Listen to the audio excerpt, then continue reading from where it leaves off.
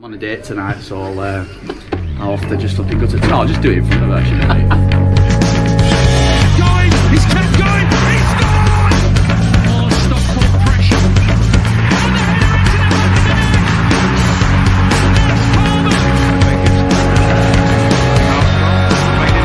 the header into the superb goal! Chelsea did it! Lisa! Rose tries to get the ball in. Wilkinson!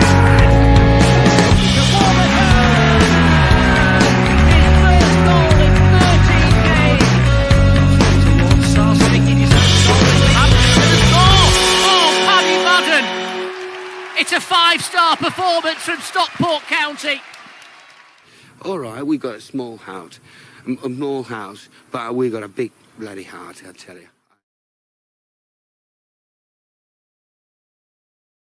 Hello and welcome, of course, to the 76th instalment of SK3 TV. Oh, how will it all end? Nobody knows! We are here completely live every Sunday from 8 p.m, discussing all the things what have happened at County. Well, not every Sunday. We'll get onto that very shortly. Thanks, Sky TV. I'm Nick, and usually I'd be joined by Hannah. I say joined by, we all know who's in charge around here, and let's face it, we wouldn't have it any other way, because then other people will be in charge of things and things will be terrible. So she's away.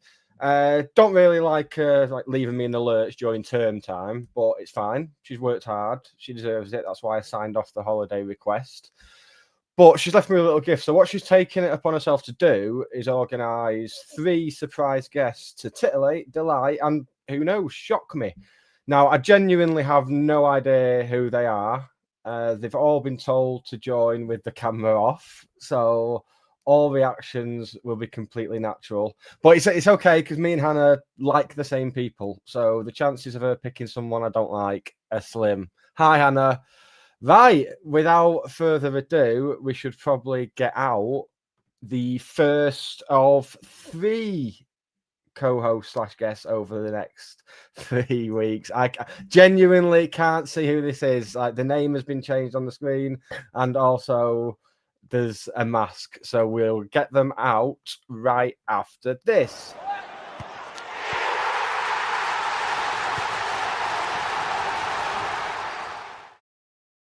God, this is like that sexy dream I had. Oh my God. Right, single man, reveal yourself. Who is it?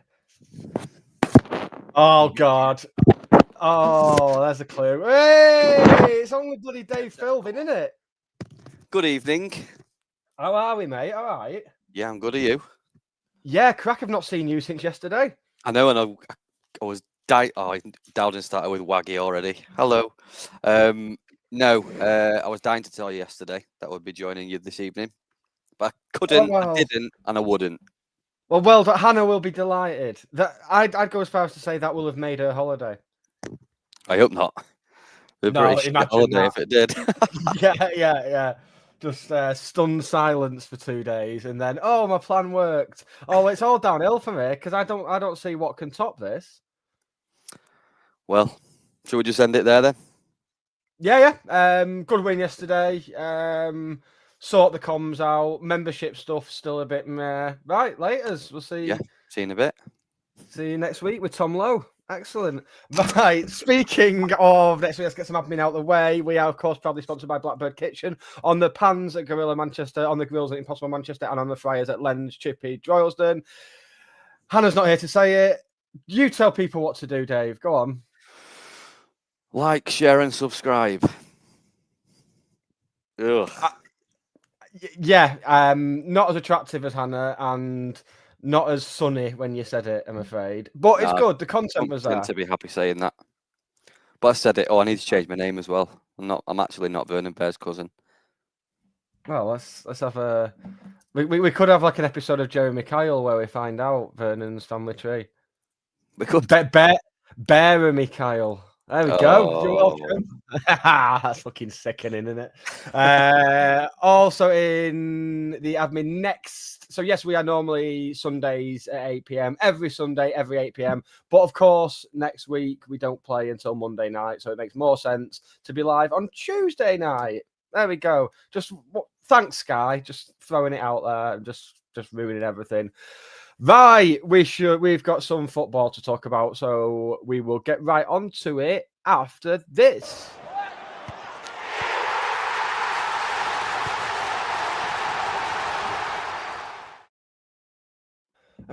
No, 7 minutes in, no Taylor Swift chat. It's different. It is different. It is different. I'm sorry. I won't fill the shoes with justice. I don't know Taylor Swift enough to even pretend to go along with the new album. Are you getting David Brent vibes? You know, where he comes back from his lunch and everyone's playing cricket with Neil. Yeah, that's exactly what I'm getting. Oh, just want to be popular as a new boss. Pathetic. Oh, love me. Oh, wonderful. We'll just quote The Office for an hour. That's fine. Yeah, that'll work. Excellent. So, yesterday, match day started as it often does with the announcement of the lineup. Were there any surprises there for you? Because it seemed to prompt a lot, considering it's a winning team and there was going to be one enforced change that we knew of. Did it surprise you to see the changes we did, given that 2 out of the 3 were down to injury? I wasn't surprised to see Onyango come back in. I think he's been great since, other than the red card, of course. I think he's been brilliant. I know Keith, while going forward's really good. I think he does struggle defensively, which is why he works at wing back and not right back. So it's not a surprising thing. I was surprised at Nathan Lowe starting as well. I was convinced Brecky was going to come back in, which he will have done, as Challoner confirmed yesterday in his interview, had he not picked up an ankle injury on Friday. Really nice of John Curran to point that out to Nathan Lowe as the first question in the interview. Like, you shouldn't have been playing, but you did. Yeah. How does it feel? His first goal at the Cheadle end. A really important goal. You shouldn't have actually been there, mate. But just on the subject of Nathan Lowe, have you seen his interview? Yes. What very a well-spoken young man. Lovely man. Oh boy, he's only 20. But when he was asked about Kyle Wootton and he said you're only 1 goal behind him, I thought it was great and refreshing to hear that an actual player who actually knows all about football says Kyle Wootton is absolutely priceless to what we do. Yeah. As many people do know and do realise, but as some people don't seem to want to realise. So it was nice to hear from Nathan Lowe, who's learning at the moment that he couldn't be learning from anyone better. I mean, you've also been one of those alongside me in the whole Kyle Wootton saga of having to point out to people just how vital he is. I thought yesterday was probably certainly in front of goal. I can't really think of any clear-cut chances that he had. But once again, his link-up play was superb. Yeah, it was. He did have a chance. He had a header at the Cheadle in the first half. The keeper made a pretty good save from it, to be fair. But no, I wouldn't say that was a clear-cut chance. He made it one. But you know what you're getting with him every single week. You know you're getting 100% effort every single week. His hold-up play. I think he's loud on the pitch, talking to people all the time.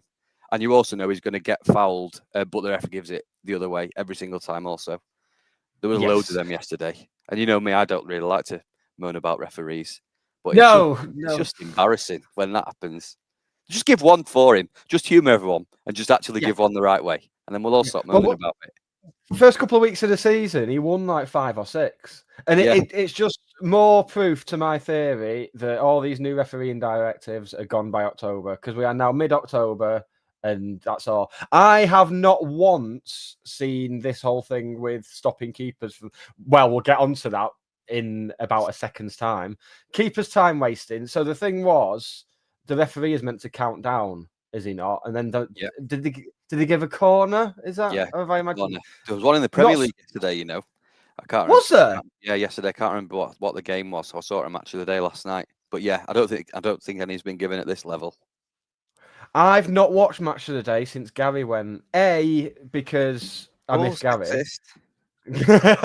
And B, because I don't think Mark Chapman should be rewarded for killing John Lennon by getting the match of the day gig. Just don't think it's right. He's not served his time. Oh, I'll have a look at that. I'll watch that tonight, and I'll remember what game it was. Now it's been fully abandoned. It'd be nice to see it.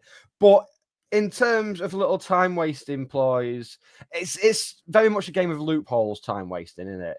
It's very much finding a loophole in the rules. And the new one is the goalkeeper going down injured. Yeah, That's it. have a little huddle on the sideline. I mean, he gestured to his manager before he'd even gone down. Did he? I didn't see that. The balls on him just doesn't even. Just not one solitary shit is given. What can be done to combat this? Because it's a lot. Is there a case for maybe making him put an outfield player in goal while the keeper's getting treated, but the outfield player can't use the hands? Just to bring it up. I don't know. It's a tough one, isn't it? Because we know when it's, but also they needed a goal. So why on earth he's time wasting? I'll never ever know. Okay. But if it was Ben who did it with 10 minutes to go when we're 1-0 up, like we are every week, we'd go, oh yeah, actually, why not? Yeah. But no, time wasting's a crap one. What it should just be is a yellow card straight away. None of these warnings, none of these 90th minute yellow cards. It really pissed me off. I've done it 6 times. 90th minute, you get your first yellow card. Do it the first time, because then they're not going to do it again. Because if they do, you're off. Simple as that. I know it's different. This is an injury one or an injury one. But I feel like the Cheetah missed the trick yesterday. So Exeter played at home last week. I can't think who against, but the away fans were singing to the keeper, Whitworth, give us a song. And Whitworth's song was, Whitworth is a see you next Tuesday. So surely, with all the shit songs that come up out of the top of the Cheetah end, they could have sung that to him because it'd have been funny. Yeah. But and funny is what we should be going for with Chance. And unfortunately, I don't see a lot of. I was disappointed actually in the atmosphere yesterday because it's something me and Hannah mentioned on air. I think in the last couple of weeks about how the away fans having a roof will improve their atmosphere and hopefully it'll improve it. Because Exeter had about 400 fans there yesterday, and you could hear them loud and clear from the. Yeah, you could. That's with like a shit temporary roof, and I just don't see us raising it. I mean, I can't talk because I'm not a big singer. I'll get involved if it reaches lower tier 4. I'll get involved. But and I think when you say about the roof and the away fans, I think the last home game, can't remember who it was. It was the last home game, Blackpool. You could hear it, and I feel like we did feed off that energy and sing back, but we didn't this time. And the Exeter drummer, by the way, he's the one who cheated me out of a race victory in Exeter in April, and he was challenged. This is great. He was challenged for a rematch on Twitter. Yes, I said, you want to race down Castle Street? And then I backtracked a bit and said, I'll be outside the ground at 1:30. You were there with me outside the ground at 1:30. And we waited for 4 seconds and he wasn't there. So I now have the rightful crown of being the fastest fan out of it. And I was anyway. I got cheated out of it. 6 months on, I'm still not over it. No, I wouldn't be over it either. I mean, we played it out on air a couple of times, and then I was very tempted to go full slow motion and like do what Andy Gray used to do, where he had like the pen and he could draw on it on Sky back in the day, that sort of thing. But it was quite clear that you won. That was not necessary. It's like when there's video, like when a player's that video prompted me to go on a little bit of a health kick. I know, and it's gone well. Ran a 10k on Friday, so it was a good job I didn't do the race yesterday. To be but thanks to my famous knee slide and my belly jangling around, again, I thought, where the fuck has that come from? Well, the 10k on Friday was what prompted me yesterday to just point at every elderly Exeter fan and go, "You beat him! Oh, you beat him! Oh, let's go, mace him!" I mean, I was very happy at that point because I've been recognised by Vernon Bear at that point. Hi, Vernon. It was me. And then I blew a kiss at him, and it's a strange because I was holding a pint in my hand, so he did like the love heart gesture thing, and I kind of went to do one back, but I couldn't because I had my pint in my hand. There's only so much. There were no words between us, as you'd expect. With he can't speak. He cannot. He's a mute bear, so there's no chance he's going to be speaking. So we kind of did all the actions. So I was kind of doing a thumbs up, and then he was still doing his actions and stuff like that. So it's kind of like a sign language thing going on. And then all I could think of that was left was to blow him a kiss. And just a man with a big bear head thinking I'm weird. Speaking of big bear, he's taller. He's grown. Vernon Bear has grown seemingly in the last 7 days. Yeah. Maybe it's Corey or die. He's not got much else to do. It's like, right, Corey. We won't. No, he's too busy selling Pokemon cards at the back of the railway end. Oh, what a plot twist! I did not expect that, and I think if you'd said to me the week before, oh, one of the county players is going to set up a Pokemon trading account on social media, who will it be? I would not have had him on my list. There's a Although joke. maybe I would have, because I would have said like, yes, there is a joke there, There's a Dave. Do you joke. want to be the one to? Something about catch 'em all. I'm on Well, fucking do it then. Oh, wonderful, wonderful! You're welcome, everybody. This is what you get every Sunday. Yeah, he would not be the top of my list of players who'd be doing that. I don't know who. Probably one of the younger ones. Probably like Joe Astles or something. I'd go Nathan Lowe. Nathan Lowe is very Pokemon. Yes. Yeah. Yeah. I would Oh, go that's a good Nathan Lowe. shout. Yeah. I Are thought he we was- in danger of getting? Is anybody else worried about starting to get attached to Nathan Lowe? Only for there's this weird situation that I've got in my head, and I'm sorry to say the name, but Nathan Lowe goes back to Stoke in January. Everyone's got attached to him. Bit sad, but he's not had enough game time with us. And then that sadness is dissipated by the return of Louis Barry.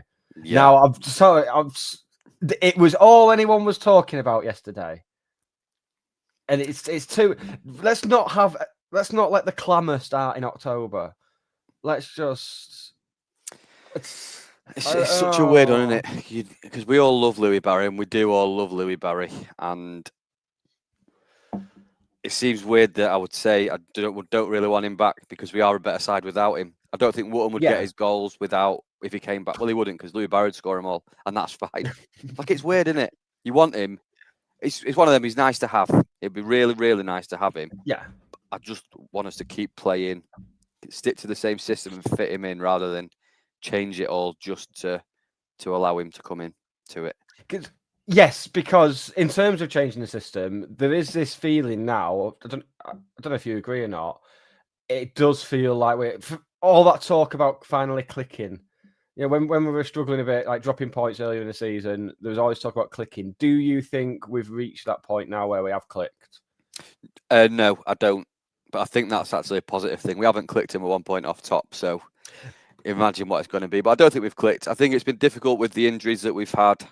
The back line has been settled. Obviously, now that's up in the air a little bit because Hills is out for a few weeks. But on that, Connolly, fantastic yesterday. Sure, we'll come on to that. But once we've got a settled back line, including the keeper, I think nobody saw Norwood and Bailey being an unbelievable midfield partnership, maybe as recent as 4 weeks ago. But they are. So the elements of it are clicking. But I don't think we can say it's clicked when we haven't scored more than one goal at home in the league since the first day of the season. And we need to start doing. And I think once we start doing that, we're going to win the league by 10 points minimum. I'm convinced. I convinced myself. Well, I was saying the same thing last night. It genuinely feels as though this league is there for the taking. Even early last season, when Birmingham was struggling to click, you still got the sense that once they did, they would be far too good for everyone else. And there was a inevitability about Wrexham being up there last season as well. It just felt like that was going to happen. On the only scoring one in a game, so a bit of a stats corner here.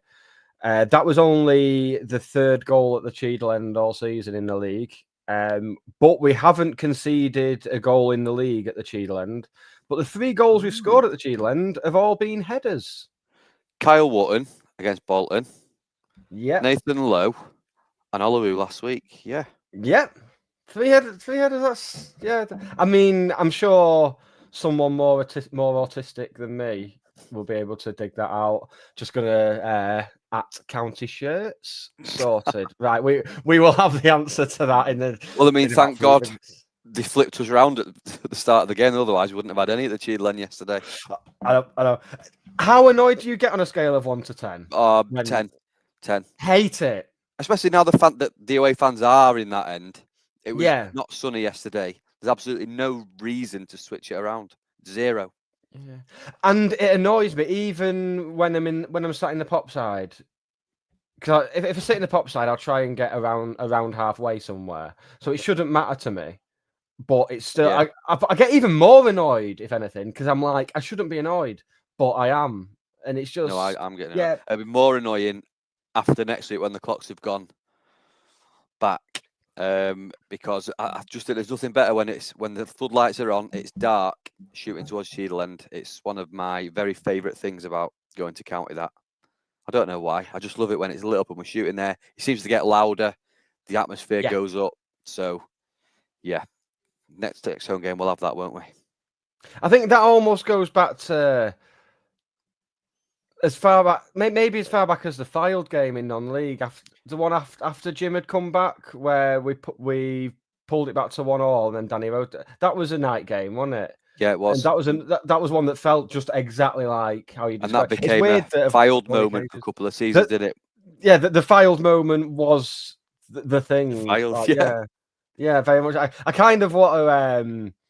I kind of want to start saying that again, but I think the fan base has been diluted to the point that the majority of people won't get it now. Same as at the start of the season, I was saying, "Oh, we'll be all right when Abs Baggy's fit," and people just look at you like you're mental. It's very much like a new crowd now. We were talking in the Last Man Standing group the other day, and somebody in there has been banned for quite a while. I won't name him, but we were having a little laugh because when he comes back, there's going to be fans. He's been banned for quite a while. When he comes back, there's going to be fans that have been here for 2 years or so, and he'll come back having been a fan all his life, and they'll be like, "Who the fuck's he coming in here? Like he has never seen him before." It's like, hang on a minute, he's been here since you were at Old Trafford, pal. There'll be fans who hadn't been born. Yeah. And they'll be saying that to him. They wouldn't have been born last time he came. That's just mind blowing. It's all change. Sign up for your memberships, folks, and you'll get stuff that no one else can. Get me started on that. And you know what? I don't even know these things. They're not things that I particularly want, but the fact that I can't have them is annoying. That's it. Yeah, it's like me with Claudia Winkleman. It's the fact that I can't have her. That's what hurts. The fact she'll never be mine. God, oh, what an awful time. Got another episode of Traitors to watch, by the way. When I finish here, we'll wrap up. Hey, just laughable, just genuinely unhinged behaviour. And I will stand up for Salford here, which that's a sentence I never thought I'd say. They're definitely not Salford fans who did that. They opened the video and they said, "Oh, we're at Salford FC today." A Salford fan wouldn't call himself Salford FC. Yeah. So. Yeah, not getting into any politics. They're idiots, obviously, but I feel like it's unfair if Salford City are tarnished with that brush. Yeah, absolutely. They weren't Salford fans. And also on that video that went viral of it, if you listen very carefully, around 19 seconds, you can hear someone saying, "If you don't go on, you're not getting paid." Yeah. So make your own conclusions about that, folks. Critical thinking. Think for yourselves. We've not had to. That was great balance. That was like question time. You know, where you have to like cover all the bases. That was really good. That I could do question time, mate. No, I couldn't. I'd get really angry. Back onto the game anyway. Once again, Ollie Norwood amongst the assists. I think that takes him ahead of Wootton now in terms of total goal involvements. Yeah. More weight to my love of the short corner. I adore short corner. That if you want to score, I mean, scoring from corners is a myth anyway. Like no one ever scores from corners. It's very rare. But you've got more chance, I'm sure, with a short corner. It was a proper throwback of a goal, was it not? Yeah, it was. And the header, as soon as it left his head, he just knew it was going in. Well, I'm 50-50 on short corners. If it's done like that, you know, a touch and a whip in, I'm all for it. Yeah. Because when you start messing around and passing it, I don't like it. I suppose there's a time and a place for it if you're holding on. But that short corner, that type, we've done it quite a lot this season, and I do love it. Great ball. And there's a video, you know, they'd put them videos out after the game where the guy on the side of the just watched that, because Bailey had passed it to Norwood, and then after it had headed in, Bailey kind of just looked back at Norwood as if to say, "You're a fucking joke, mate." Yeah, like, they must never get bored of it. I remember last year when Fevrier made his debut with Norwood played a pass to him, and after the phase of play finished, Fevrier looked at him and just started laughing. It's like they can't believe they're playing with such a good player, and I can't believe that we've got such a good player. He's unbelievable. I sparked a bit of debate on X, formerly known as Twitter, last week because I've gone in with he's our best ever player, which sparked some good, healthy, polite debate for the most part, apart from when somebody said Ricky Lambert. That went weird. Yeah. And then the replies got to the stage where it's like, well, Lambert's my favourite. It's like, I mean, it's weird having Ricky Lambert as your favourite ever county player. And I guarantee if he'd not gone on to play for England, he would not be your favourite county player. I'm sorry, I'm just refuse to believe that. Come on and debate it if you want. No, can't be asked. But in my post, I said the best player in a blue and white shirt, not the best player that's gone on to do the best things. Exactly, not yeah. George Best, who's been a world beater and now he's just a... Yeah.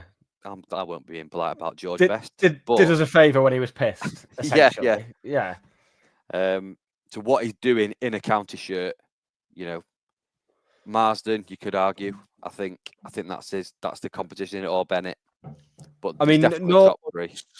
Norwood's about 8 weeks away from surpassing Marsden for appearances, and I kind of get the feeling. I think if we get promoted this season, I think Norwood's.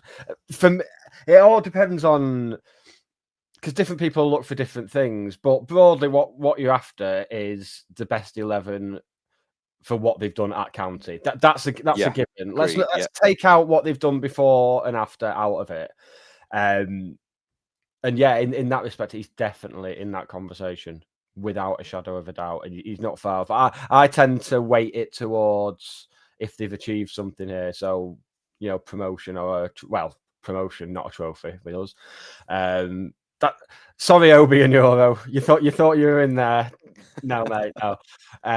So I think a promotion for Norwood that put him level with Chris Marsden.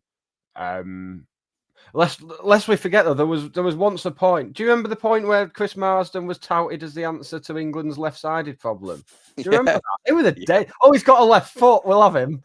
Oh, that was insane. That was so weird going from like 2 years before that he was playing for us in the third tier, and then next thing everyone was like, he should be going to Euro 2000. It's like, what's happened here? What sort of universe am I in? So a fantastic delivery from Ollie Norwood, which we've come to expect now. I mean, I didn't think he was that good when he first signed. He had that fantastic debut against Bristol Rovers, and then seemed to tail off for a month or two, and then just came back with like solid 8, 9, 10 out of 10 performances every single week, and he's just not stopped since. And the thing that gets me the most is that he just doesn't get injured at all. Oh, Nick. I know I've said it on here before, and he didn't, so it's fine. Right. We're immune. It's okay. It's fine. It's odd, isn't it? Because when he had to adjust to the level, not for a step up, but for a step down. Yeah. Like we'll go back to Nick Powell. He was playing ball suit to Tanto at the start. Tanto wasn't expecting. And then 6 months later, when he played his next game, Nick Powell, they're on the level, same level. But he had to adjust. But now him and Ben Osborne. I can't wait to see what Ben Osborne looks like in midfield. Although I hope it never happens, because that means Bailey's been dropped, and I love Bailey.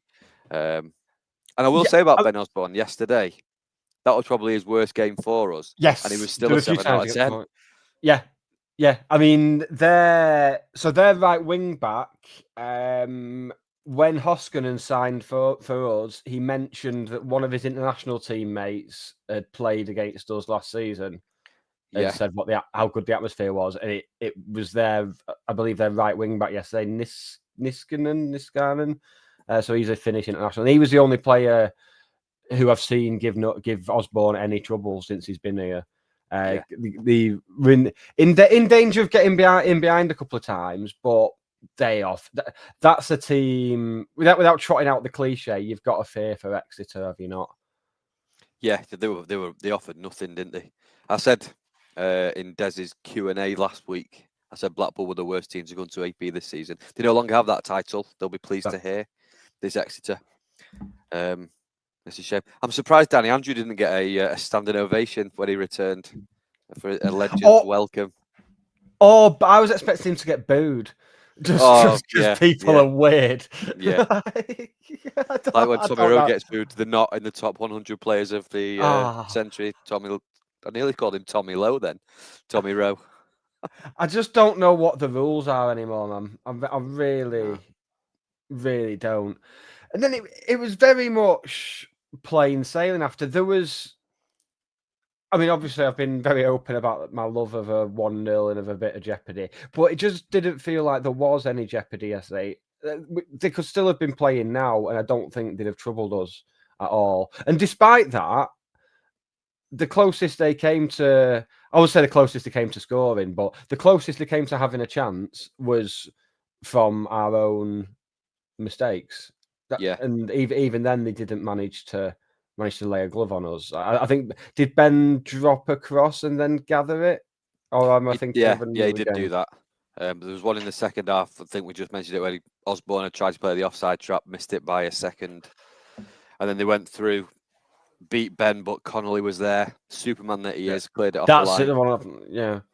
Now, with Hills being out, it was very much a case. I think most of us would have agreed that Connolly should be the one to come in, because he had a poor game against Plymouth and hasn't really been seen that much since then, apart from as a sub.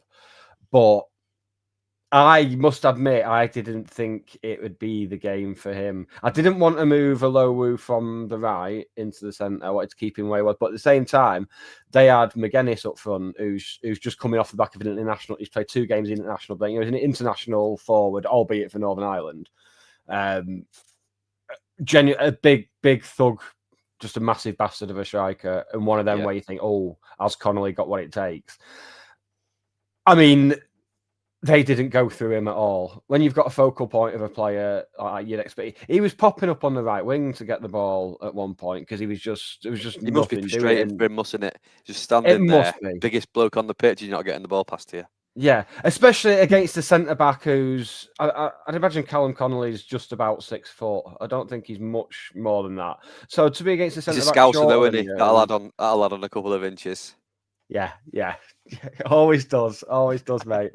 But I mean, yeah, on the face of it, it does look like we've laboured to another win. But we're starting to see the signs now that, same as last season, it feels like we're close to hammering someone. It's getting to the point now where I'm betting on over 4.5 goals every week. Yeah, because it's coming, and the day that comes in will be brilliant.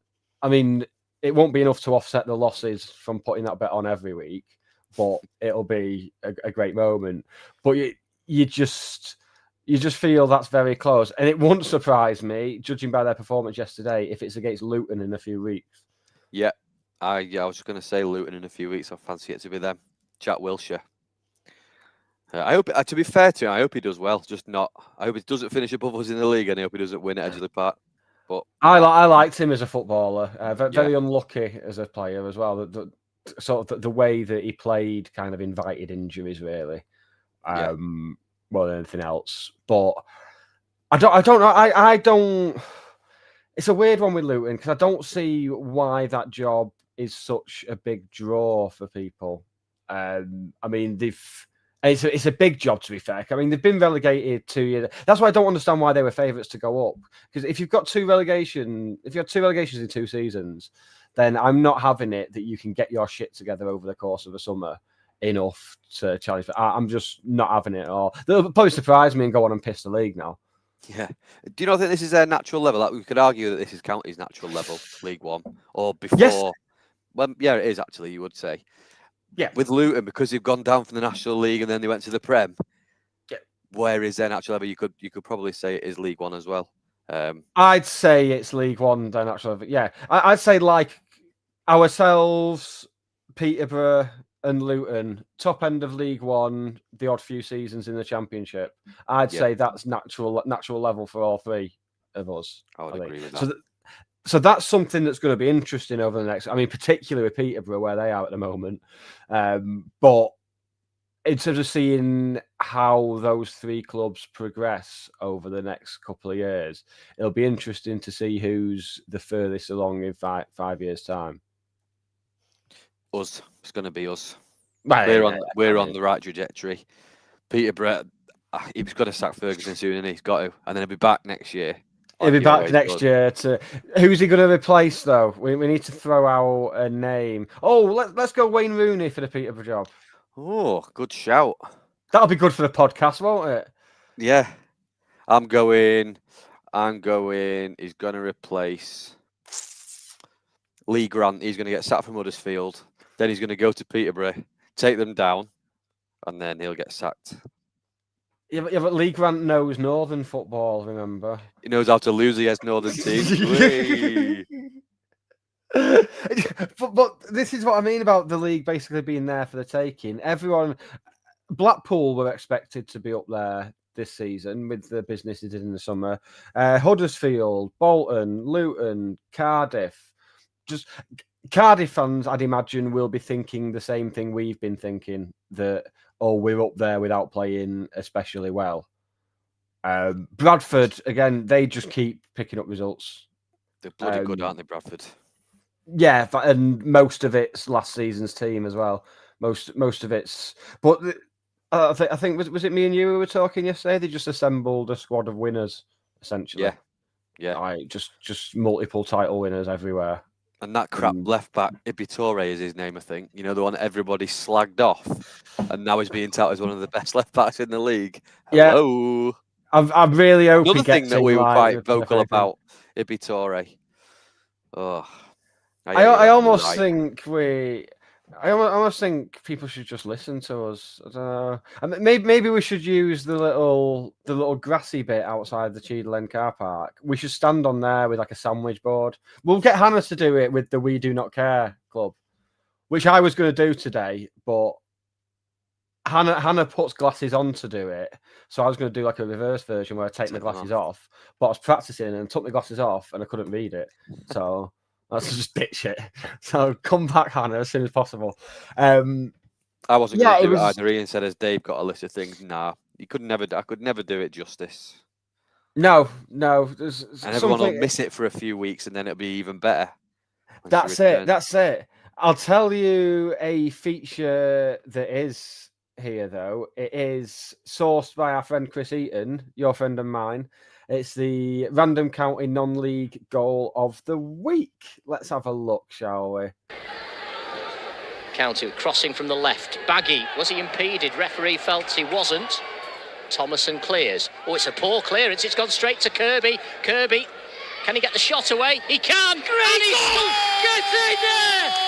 County lead, a goal to nil, and Jake Kirby with an absolute pile driver. It was a dreadful clearance by Steve Thomason, but how much did Kirby have to do to turn that into a goal? The keeper was beaten all ends up though. Brilliant strike from Kirby. 2 goals in 2 games, and Jake Kirby's broken the deadlock. County lead 1-0. That was Jake Kirby scored against Tamworth in November 2015. 1-1 draw, and that was thanks to Chris for this additional info. That was Neil Young's last point at Edgeley Park as county manager. So that was basically the end of the Banter era. Yeah, it was. Essentially. That was like a Sean O'Hanlon I saw there going to celebrate with him. O'Hanlon and you Roberts, saw left back, Sean O'Hanlon, you saw Gareth Roberts. Yeah, just 2 pensioners who ended up being amongst the best in the side. That's Cheshire Senior Cup winners though. They'll never sing that.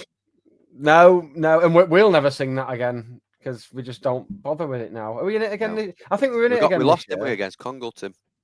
Oh, of course we did. Fucking losers. Oh, makes you sick, doesn't it? This club's changed and I don't like it. Another feature that returned last week and is still back. It's another singing one, which is annoying. Let's have it. You're on Approved County Facebook group, post of the week.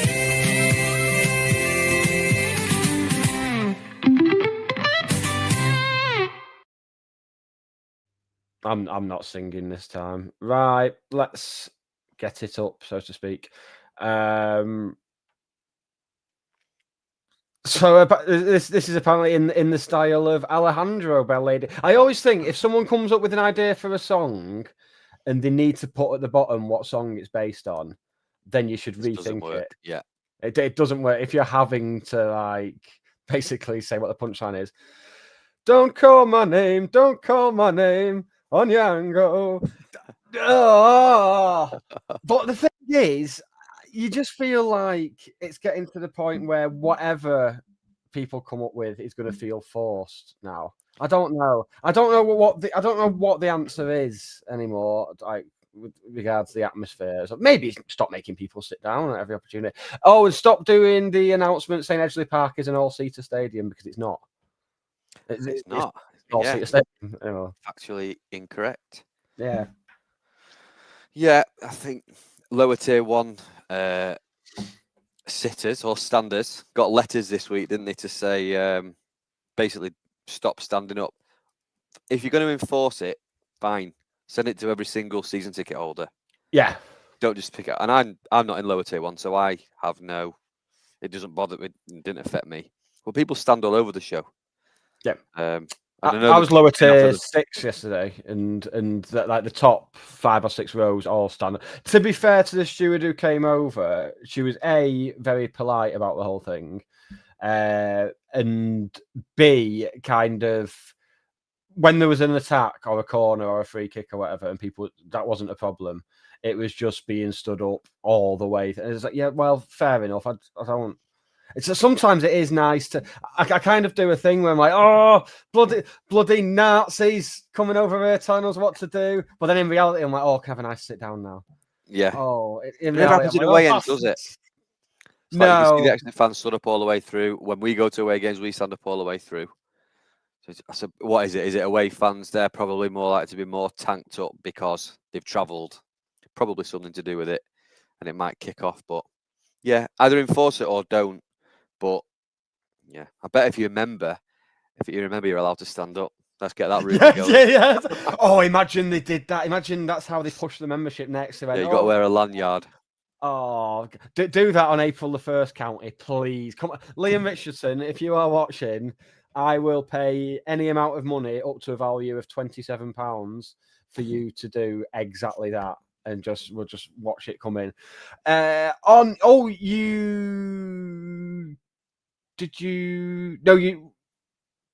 Just ignore those noises. That was me. That was me thinking. That was me buffering. We had the late kickoff due to Exeter's team must be there. Pleased to see that once they arrived, they did come and warm up. In contrast, do you remember when Forest Green turned up late that year? Yes, I do. Yeah. And I think they said kickoff was moving to 3:15.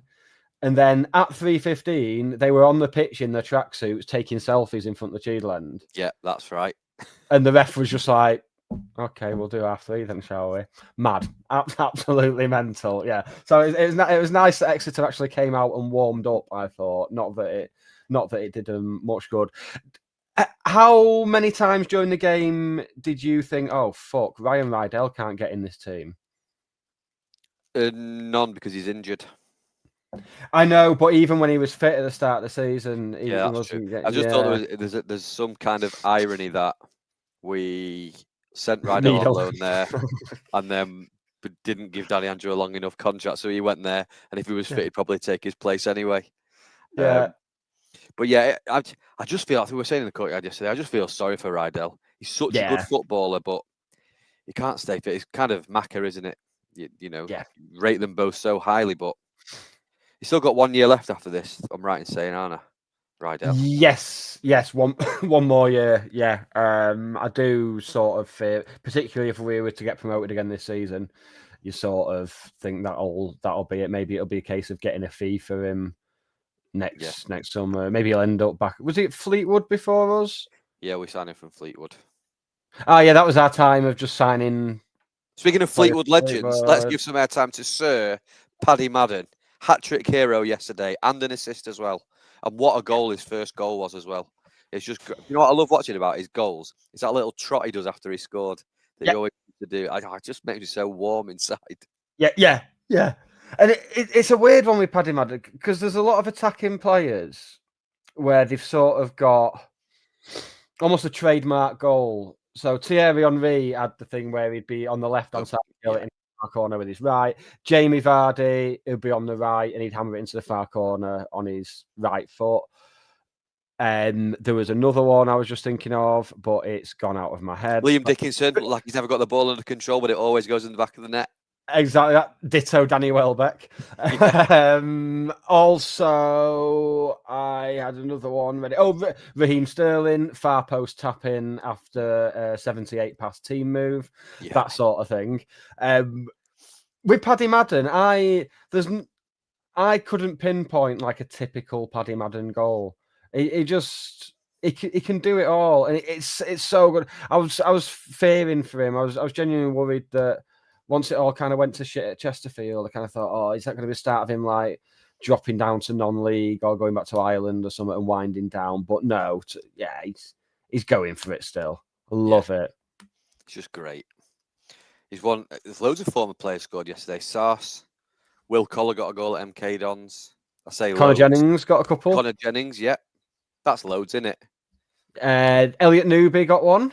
Did he? Barrow is he at? I think so. Everyone forget. I feel sorry for Elliot Newby. He's one that everyone forgets, and he was very important in 2022. No, I didn't. Last few games at right back, he was, wasn't he? He was really good when he came.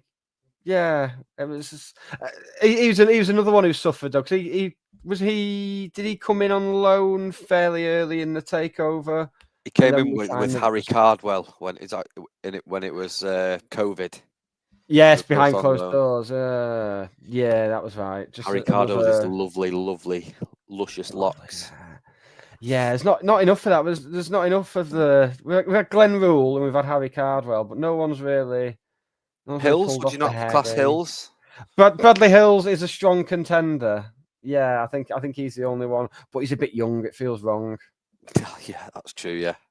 Yeah, something Hannah's said to me about 17 times on here, so I think we're all on the same page.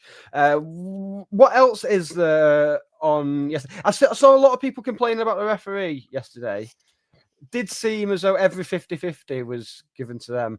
Every foul where you could give it either way. Yeah, we'll give it to Exeter. Maybe it was a sympathy thing. Yeah, there's no one big decision where you think, oh, that was terrible. It was just the amalgamation of loads of small ones that always seem to go their way.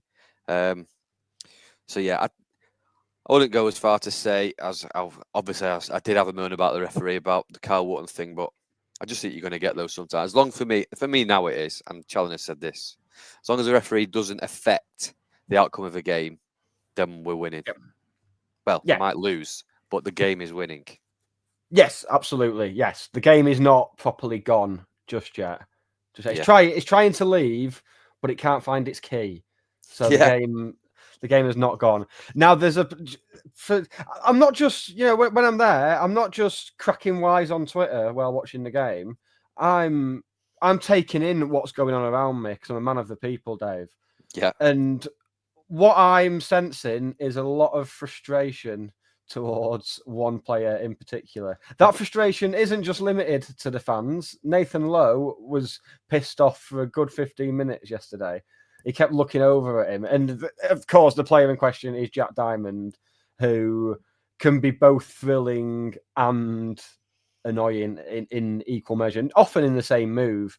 Because when he starts like working his way up to full pace, it's exciting. Because there's no one in our team who can do that apart from Fevrier, but he's only getting half an hour because we don't have any other pace to bring off the bench.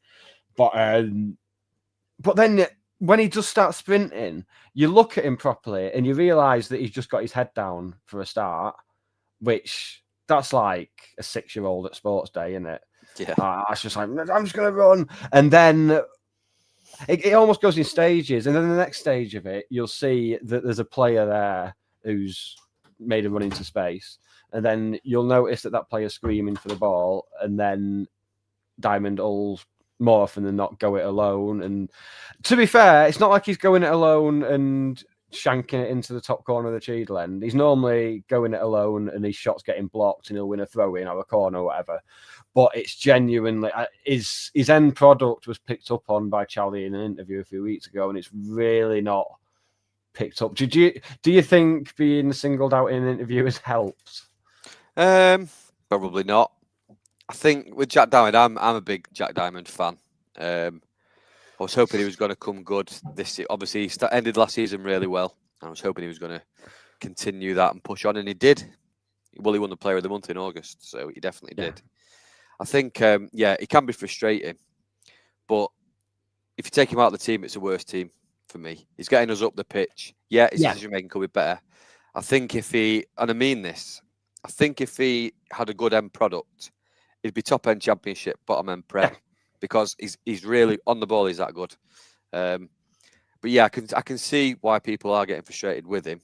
But there was a guy behind me, not directly behind me, if you get with him, a few seats down. He shouted at one point, "Pass the fucking ball, Jack." No, he told him to shoot when he passed it, and then the next stage, shoot. He wanted him to pass it, and then he shot. He said, "You greedy bastard!" I said, "You've just told him to shoot, but he passed it, so he can't be that, can he?" But one of those. I love contradictory shouts, and I'll always call them out. Yeah. Always call them out. You see it often when the ball breaks to a midfielder like 20 yards out. Not even just a midfielder. It could be a centre back who's got the ball 25 yards out, and people will shout shoot, and the player will get excited. Shoot. It'll go into row's head of the stand, and then he'll get people shouting at him. It's like, well, you've just told him to do that, and then he's like, face like someone who's shouting, "For fuck's sake, I'm talking to a lad, for fuck's sake." So. Yes, I had to get it in and I've done it. Get in. 2 weeks in a row. God, I hope whoever's on with me next week has got the memo on this. I'll be very upset if not. The memo has been shared. Good, excellent. Get it in the WhatsApps. Is there anything else on yesterday before we touch on Vale? No, nothing on yesterday. Nice to see John Thompson back around Edgeley Park is one thing. Yes, that was the other bit of news this week. A bit weird that we actually announced the departure of the mutual consent as well. There's something fishy's going on there. I mean, how many times have staff left and been replaced by someone else, and it's not even got like a mention or anything? Yeah. Many times. So yeah, very. But there was no midweek game, so it's just nice for some drama to come up. Something for people. Yeah, and of course, with that, people will just speculate. It just leads to a phrase like mutual consent. Just screams like. So we'll be living. We all thinking the same thing. We're not going to say it, but we're all thinking the same thing. Poor man, he just wasn't up to the job. I bet. Yeah, and so Josh Thompson back, who was also, was it Salford Red Devils? Yeah. So I mean, he's working as a physio in a high impact sport, so this might be the perfect job for him with some of the injuries we have. Yeah, it might be all right. Yeah, maybe it will. He's got more hair now than he had as a 17-year-old lad playing for us.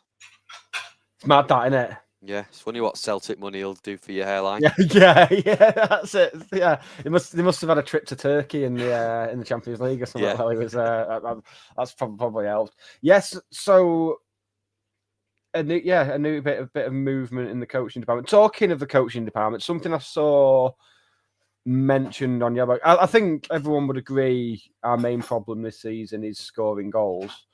Definitely. Not necessarily just scoring, creating actual clear-cut chances to score. I think if we were creating clear-cut chances, we'd be scoring them with the talent we've got.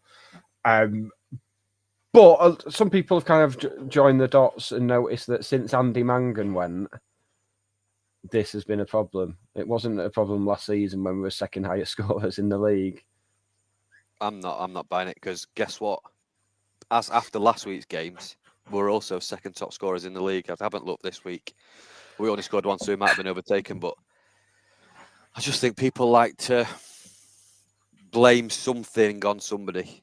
It was like when Jake Simpson left, and then we had a few ACLs, and then we went to Carlisle, and somebody at Carlisle did his ACL. Oh, that's his fault, that. And Crankshaw did his when he went to Altrincham soon after leaving. Yep, that's definitely on Jake Simpson. No, it isn't. But yeah, people have to have a reason for everything. Nothing can just be coincidental. We're winning games of football. We're not got out of second gear yet, and we're 1 point off top. If that's a crisis, sign me up. Yeah, it's very much. Even earlier in the season when we were dropping points, it wasn't as though we were playing atrociously. Possibly the Plymouth game aside, it was almost always it was a case of us absolutely dominating for 45 to 60 minutes, not creating enough chances, and then getting done late in the game. It wasn't. It was very much a case of fine margins. And going back to the point you were saying about Jack Diamond being the only player who gets us up the pitch, it's almost happened by accident. I think I mentioned this to Hannah like last couple of weeks about when things click and we go on a run, there's always a square peg in a round hole somewhere. Yep. Like if you go back to Pye at left back in a 4 in the League Two winning season, and now it's Onyango at right wing back and Osborne at left wing back. Very much, it seemed when we pretty much got rid of all our wing backs in the summer, you kind of got the feeling we were going to properly upgrade there and get players who were going to get us up the pitch. And it's not as good as the players playing in those positions have been. I don't think they probably offer us less in terms of getting us up the pitch than Torre and Salvador Hales did, for example. So now we do have to find other players. So do you think going forward it's going to be a case of if Diamond's not playing, then Jesse Fevs is playing? Yeah, or she's fine, thanks. Malik Mother's ill. Oh yeah, I forgot about him. Genuinely forgot about him. He's getting loads of stick. If he's not fit, he's not fit. He needs a run of games, definitely, to show us what it's all about. But let's not forget that when we signed him, every single fan was absolutely over the moon. Yeah. You don't become a shit footballer overnight after played probably a grand total of 180 minutes. I won't be far off that. So, yeah, I think he would be probably the first choice in that position. Yeah. Ben Osborne, I've seen Teo play for 45 minutes or whatever it was in that friendly, and he was great. But nobody's shifting Ben Osborne, whether it's his position or not, because it's a domino effect, isn't it? Unless there's a space comes up in midfield, you're not going to drop any of them. So then Osborne's not going to go there. So for me, at the moment, and I know it is they're not in the natural position, but even on Yango, I think going forward he's unbelievable. When he goes on one of his runs, do you remember Reading at home last year? I think it was Reading. Yes, yeah, that was his last game, wasn't it? That was the game where he really shone. Yeah, or maybe he got injured the one after, but he picked the ball up on the edge of our box and just ran and ran and ran, and was unlucky not to score. But there's something pleasing seeing a 6'3" player who shouldn't be good at running with the ball being really good at running with the ball. Yeah. It's almost like that sort of. It's like a little niche fascination having this player who does not have the frame or the profile of a player in that position, but he's excelling in it. I love it. It's like if I went to play Sunday League. If I went to play right back in Sunday League, I'd die. Yeah. I'd actually die within like 5 minutes. The last time I played Sunday League, I came on I was the only sub. I came on after about 5 minutes because someone went off injured. I'd not played like proper 11 side in about 10 years at that point. And the manager said, "All right, centre mid." I was like, "What? Just sit in front of the back four?" He's like, "No, box to box." I was dead, genuinely. Like, I took the whole running about a bit thing to heart, and was just blowing out my ass within about 5 minutes. It's horrible. But Challoner seems very confused about where he sees Onyango in the interview. Not just yesterday's interview, but the other ones the one this weekend. I think it's Fridays where he mentioned him. He's very much undecided as to whether he's going to end up being a defender or a midfielder, or I think he said Everton want to see him in the centre. Which would be just typical. Everton recall him because then he's not getting played, and they invoke the rule that you only see on Football Manager, where you can recall a player for not playing in the right position. He's like, getting game time. What more do you want? Who's going to shift out of the back three though? Really, you're not moving Oliver for anybody. You're not moving Hills when he's fit, and you're not moving Pye. So if you want him to come and play football, because to be fair, though, they've only just moved him because he said in his interview on Thursday, he did one on Friday, that he'd only just been moved into centre back the season before last.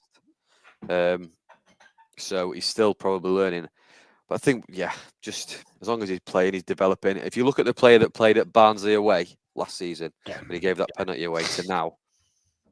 It's just a different player, and he's not really played that much football since then. No, he's been out injured for most of that time. Yeah, but then when he's playing pre-season and he's playing against United with all their first team and stuff, he will have learnt so much, I think. Isn't it interesting that his professional debut was given to him by Ancelotti? How unbelievable is that? It's mad, that, isn't it? I love it. It still blows my mind that Ancelotti managed Everton. Yeah, That feels like something that should not have happened. Like, I always have it in my head that he managed Chelsea at some point. Did he manage Chelsea? Ancelotti, I'm sure he definitely did. Good. I mean, if he hasn't, he's probably Now the you're only making me one who doubt it. hasn't. He definitely did. He did, didn't he? I think we're going to find out now that he didn't. Yeah, in 2009 he became the manager of Chelsea and won the double. Of course he bloody did. Oh yeah. That just goes to show that no one cares when Chelsea win stuff. Like, when they won all them titles, no one gave a shit. No one's bothered about Chelsea. And nobody cares that they've won the. We've accidentally done the Nobody Cares Club. Won the Club World Cup. Nobody gives a shit. Yeah, no one's. I mean, technically, they're the best team in the world, as far as that competition goes, and it couldn't be further from the truth. No one's having it whatsoever. Well, there we go. Ancelotti was. I always thought I'd just imagined it. I always thought it just seemed like such a perfect appointment, and now he's managing Brazil. Yeah, and he wanted Andy Mangan. It all comes back around. He wanted him at Real Madrid, didn't he? That's the point. I wonder if Mangan's getting involved with the Brazil squad as well. Well, he's there, isn't he? So maybe. Oh, that's going to be so exciting. Who's going to be the first to tweet it during Brazil versus Mozambique in the World Cup next year? I don't know, but there'll be one person who tweets it. And my money's on Ben Walker. I'm going for that. But then I'm going to fight him. Then there will be tens upon tens upon tens of people saying the same thing. Just retweet it, please.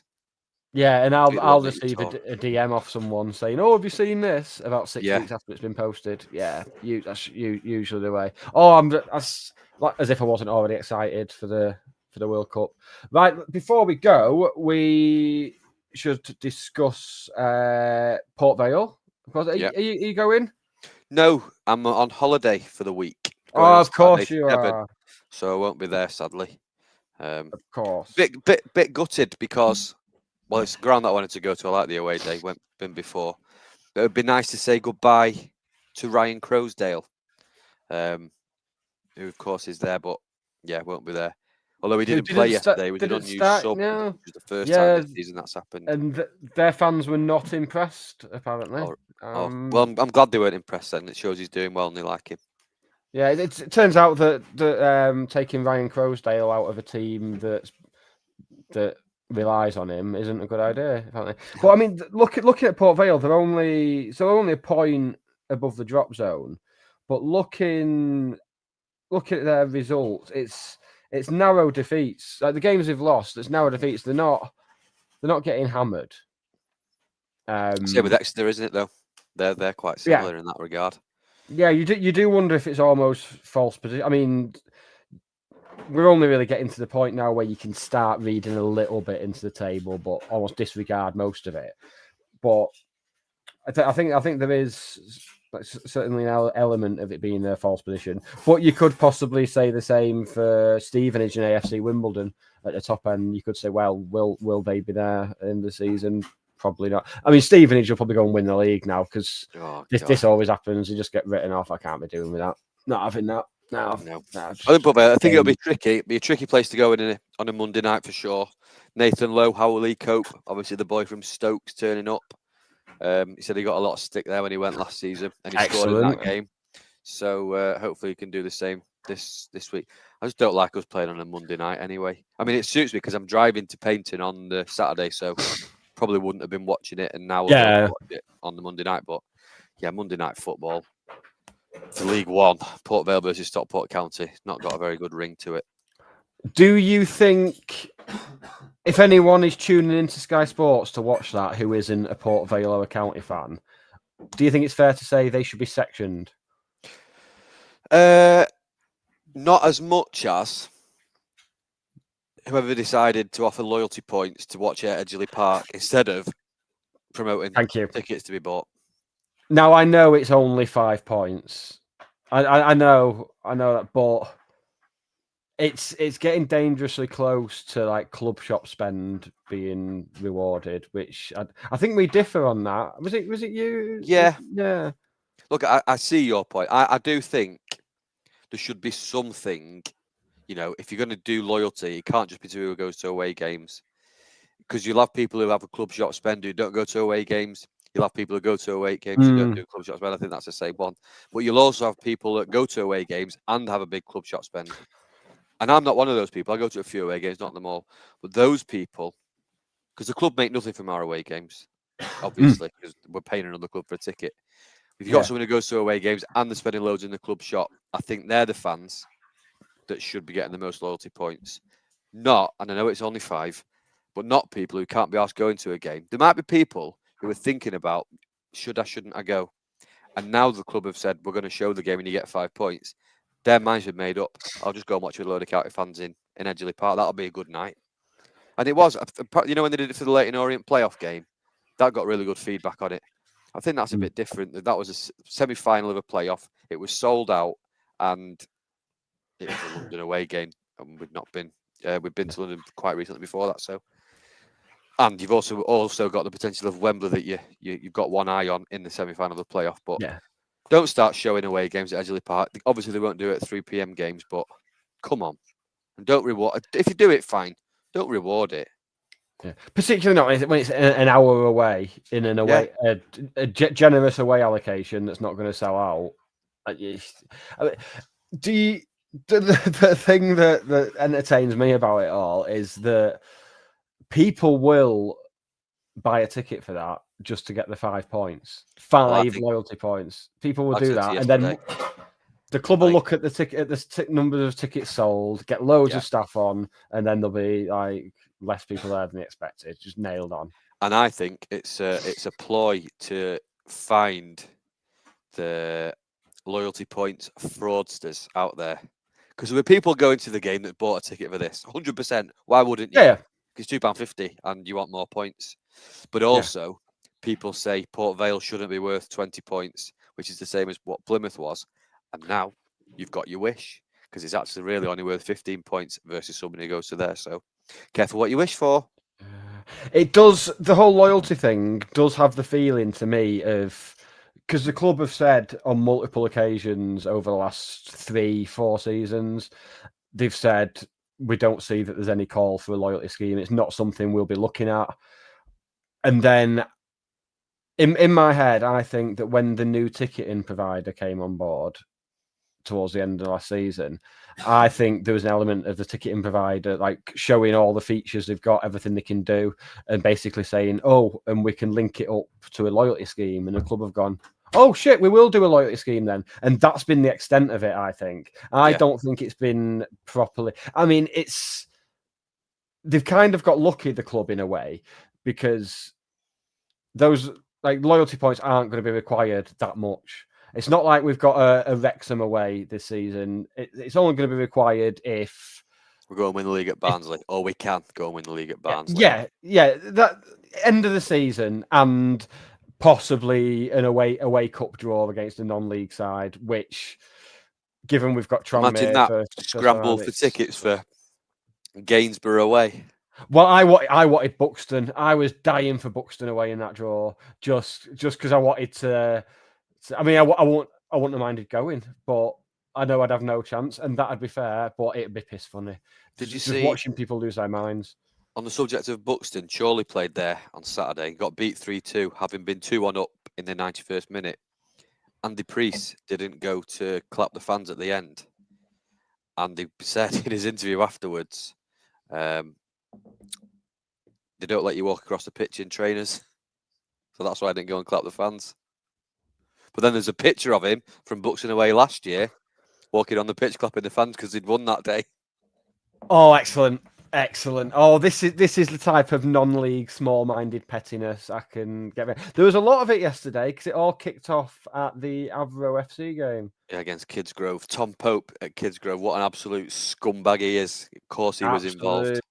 Shithouse. Although Tom Pope is when you ask Port Vale fans about Jim Gannon, Tom Yeah. Pope is the one good thing they have to say about Jim Gannon. He's like, well, he brought Tom Pope to us, but everything else was fucking And terrible. then Tom Pope does nothing but slag him off when he goes on these podcasts. So yeah, I mean, Tom Pope's very much from the Joey Barton school of grifting and interaction. He's going. He'll be either flogging CBD gummies or standing for reform in the next year. Nothing in between. Just Yeah. one of those two. One of those two.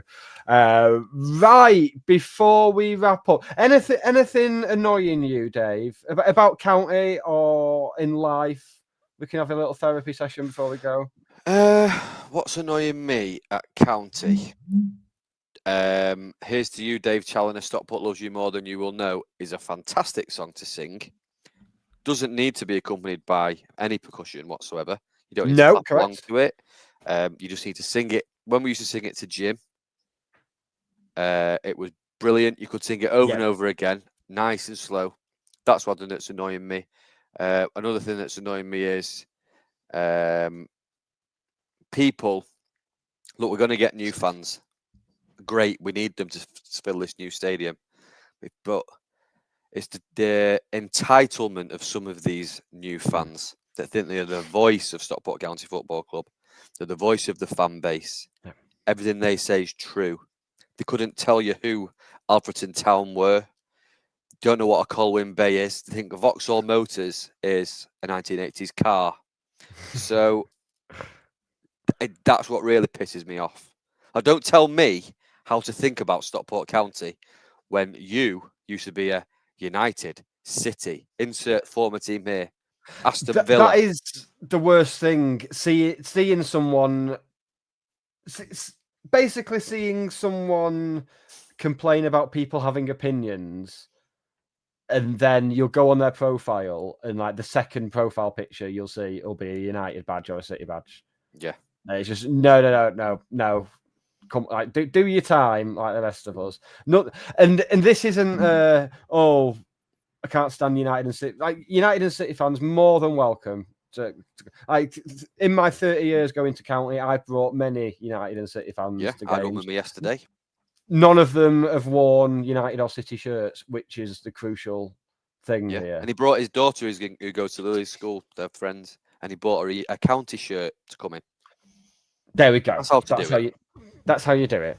There we go. What Ian Downer said, what annoys me, people calling me Waggy. It does annoy me that. I love Waggy, so this isn't me being annoyed at being... It's just people... Everyone who's bald and has got a beard, apparently we all look the same. So... Yeah, they'll be calling it me in a year's time, mate. Don't worry. Yeah. But there's one man in the courtyard who comes to me every week and he goes, Waggy, Waggy, Waggy. Not fucking Waggy. And then, when I said that to him, he says, oh, no, you're not. I hate that. That's horrible. That's just psychological torture, that is. No, not for me. Not for me. Right. I think we should wrap it up there. That was a good, solid 75 minutes. I enjoyed my surprise. Good. Better than Christmas morning, guaranteed. Guaranteed. It's going to be far better than Christmas morning. Well, I know what the surprise will be Christmas morning. Without holding back a lie to you. You know, that going on tonight. So, I'm glad I wasn't week 3. Hannah's absence, that's for sure. Oh no! I mean, God knows who is. It'll be a proper barrel scraping by then. Just thought I'd say that just in case whoever it is in the comments. I reckon they will be. Right, Dave. Thank you. It's been a pleasure. I mean, we'd only be doing this on WhatsApp anyway, talking, don't we? So we might as well make some bloody money out of it. We don't make any money out of it. Sorry, I'll buy you a pint. Right, thank you, much appreciated. Thank you to everyone who's tuned in. This will be out as an audio podcast at 6 a.m, unless you're listening to it on the audio podcast, in which case it is already out. Dave, would you like to do the honours of saying goodbye to all the lovely people and the not so lovely ones, if you want? Goodbye to all lovely people and the not so lovely ones. It's been a pleasure tonight. It's been great to be back on. We must do it more often. Lovely. We will do it more often. We'll just what I might do, I might just sort some surprise guests out for Hannah. And I'm not going to go anywhere. I'm going to go and check into a hostel, take like a load of barbiturates, and just watch the madness unfold. That sounds like a plan. Oh, I might do that actually. Bye, everybody. Goodbye.